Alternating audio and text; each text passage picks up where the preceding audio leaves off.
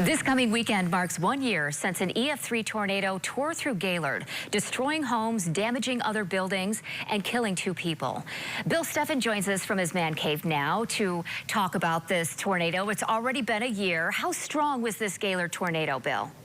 Emily, this was an amazing tornado. It was an EF3. The peak winds on it were 150 miles an hour.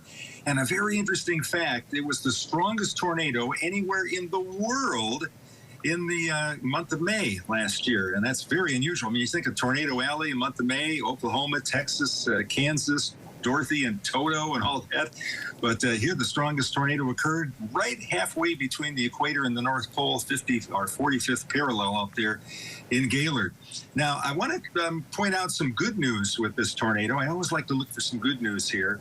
Number one, there was a shift change for the police right at 4 o'clock as the tornado had gone through. So they had 2 sets of shifts that were there and available, ready to help people after the tornado. It also occurred about an hour after school got out.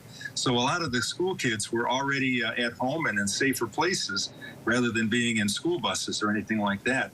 So that was some good news connected with the tornado. Also, the tornado missed the hospital in Gaylord by just a couple of blocks. So that was fortunate. But the storm was an EF5, or excuse me, an EF3.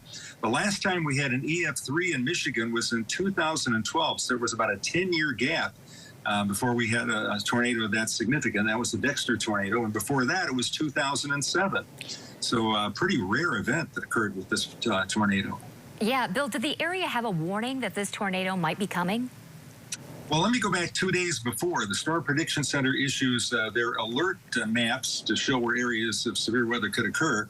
And there was a slight risk, or level 2 risk, of a severe thunderstorm for northern lower Michigan that was issued 2 days in advance and then continued into that next day as well.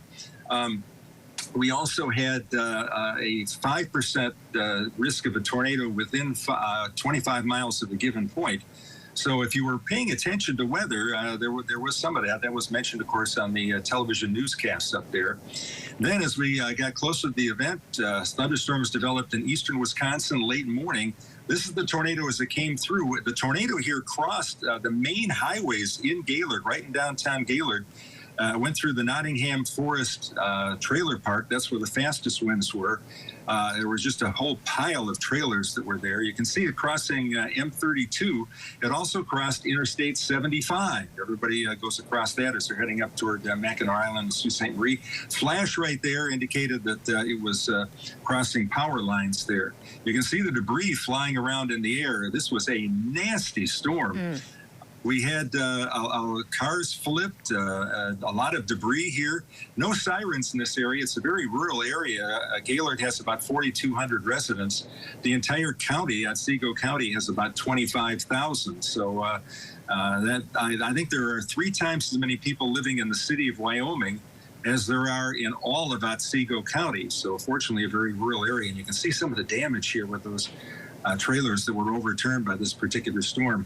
No sirens in this area, but again, people should have had some warning that this was coming. The tornado warning actually came out 8 minutes before the tornado came into the west side of the city. So again, if you're in a tornado situation, you ought to have a plan together. If you got 8 minutes, what are you going to do? Yeah. Number 1 would be, of course, to head down to the basement, and number 2 would be to stay away from windows. Well, Bill, tell us about other severe weather that occurred in northern lower Michigan that day. Yeah, there was some other weather here that people probably aren't aware of. First of all, the 76-mile-an-hour wind gust at Frankfort, that's hurricane force. We also had wind damage reported at Elmira, and also at Glen Arbor, Bel Air area, Central Lake, all had wind damage from the storm.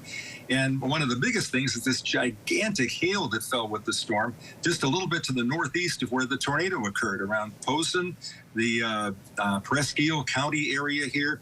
The gigantic hailstones that were 3 inches or more in diameter. I mean, that's the kind of hail you get out in Tornado Alley, and not what we're used to here in Michigan. But that was all occurring with this particular storm. Once it cleared out, the weather cleared up, and it was pretty nice the next day. Yeah, reminiscing about the Gaylord tornado just about 1 year ago. Wow. Thank you, Bill, for reminding us of all the things that happened 1 year ago from the Man Cave. And I've got more on my blog, so check it out at withtv.com.